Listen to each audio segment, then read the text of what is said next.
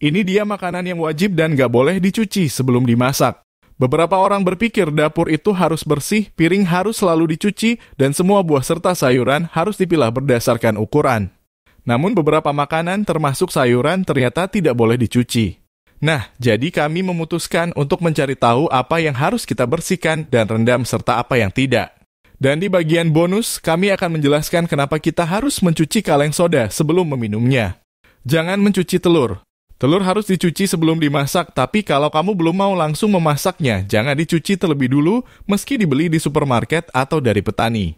Telur lebih baik disimpan dengan cara seperti ini. Telur yang tidak dicuci bisa disimpan pada suhu kamar selama beberapa minggu, dan telur yang sudah dicuci langsung dimasukkan ke lemari es. Saran, telur bisa disimpan lebih lama jika dimarinasi. Kamu bisa menyimpannya di kulkas hingga 4 minggu. Jangan mencuci daging mentah. Ibu dan nenek kita pasti mengajarkan untuk selalu mencuci daging mentah. Dulu daging sering dibeli dari orang lain, jadi mungkin ada kotoran, pasir, dan rumput. Di masa sekarang kita membeli daging dari toko dan peternakan yang punya aturan ketat yang selalu diikuti, dan daging unggas serta sapi pasti dicuci selama proses produksi. Alasan lain untuk tidak mencuci daging adalah karena bakteri yang hidup di permukaannya bisa menyebar di kulitnya dan meja dapur dan berpotensi masuk ke makananmu. Kalau kamu memasak daging yang tidak dicuci, semua bakteri itu akan mati karena panas. Saran, cuci semua pisau dan talenan sampai bersih setelah memasak daging. Jangan mencuci bawang bombay. Bawang bombay punya kulit yang menutupinya, jadi tidak perlu dicuci. Tapi kalau ada kotoran atau tanah di atasnya, kamu bisa mencucinya sebentar. Cucilah menggunakan air keran dan jangan gunakan sabun. Saran, jangan mencuci bawang putih juga. Jangan mencuci jamur. Cuma sedikit orang yang tahu bahwa jamur tidak boleh dicuci sebelum dimasak.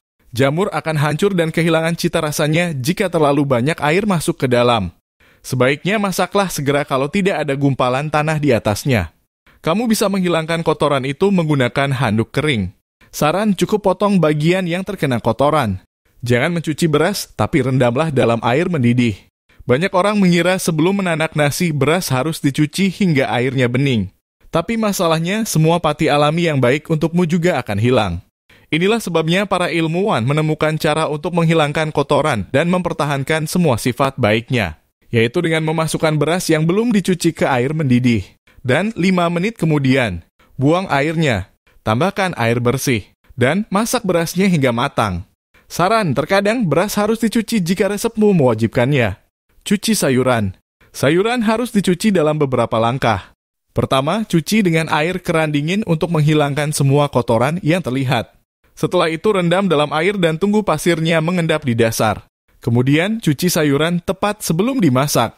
Saran untuk membersihkan sayuran dengan lebih baik, tambahkan cuka atau soda kue ke dalam air saat direndam.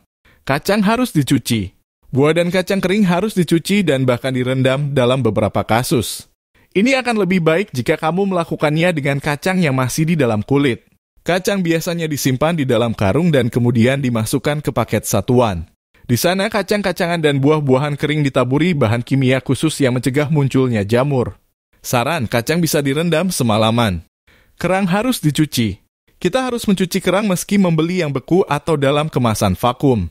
Masalahnya bukan soal virus dan bakteri, tapi mungkin ada sisa cangkang yang bisa merusak gigi atau mulutmu. Saran, makanlah kerang yang sudah terbuka setelah 5 hingga 7 menit dipanaskan. Cuci sayur kalengan. Cuma sedikit orang yang tahu soal ini, tapi kacang polong dan jagung kalengan harus dicuci sebelum dimasak. Masalahnya produk ini mengandung terlalu banyak garam dan pati. Mencucinya akan membantu menghilangkan cita rasa besi. Saran, kamu tidak perlu mengeluarkan cairannya dari kaleng karena bisa dipakai untuk hal lain.